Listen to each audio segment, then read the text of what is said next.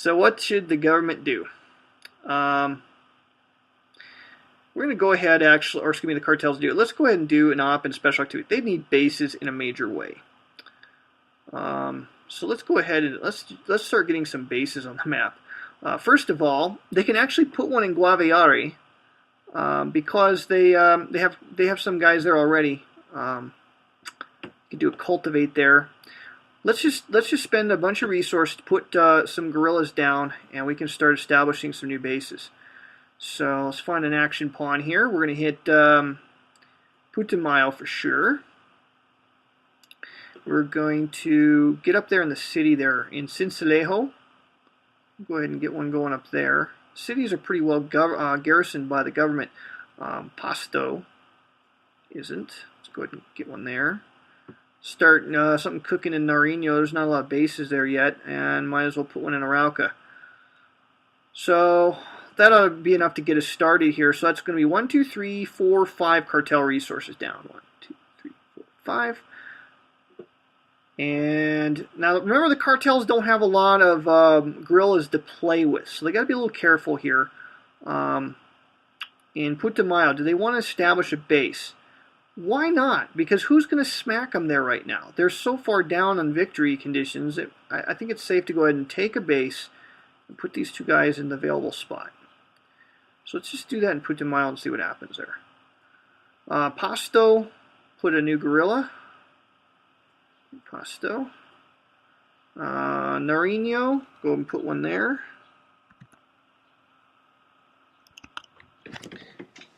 Need to use my other keyboard here.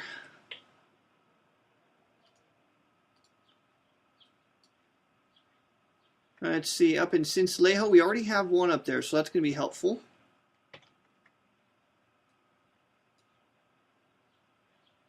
And Arauca.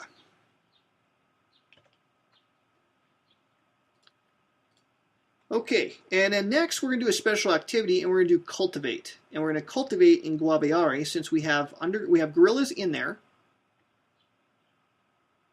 Brett asks about why I'm using a different keyboard. It's just too hard for me to use the laptop's keyboard because of the key layout with some of the special codes I have in this module. In Guaviare, what we're going to do there is we're going to cultivate, and that allows us to place a cartel base into a department that has cartel guerrillas in numbers that are greater than government police. Now, there's no government police in Guaviare, and so there is an available base spot on that department, so we can go ahead and cultivate there, and that just bang allows us to put a base right there. So already in a great position. And then the two guerrillas there, they can move on to they can march on to places elsewhere. We can march them into Vizcaya, Guyana. We could go ahead and put bases in those zero pop areas. By the way, you cannot cultivate in order to place a new base into a city. But you can only do that out in departments, and you have to have, again, guerrillas in that department greater than police.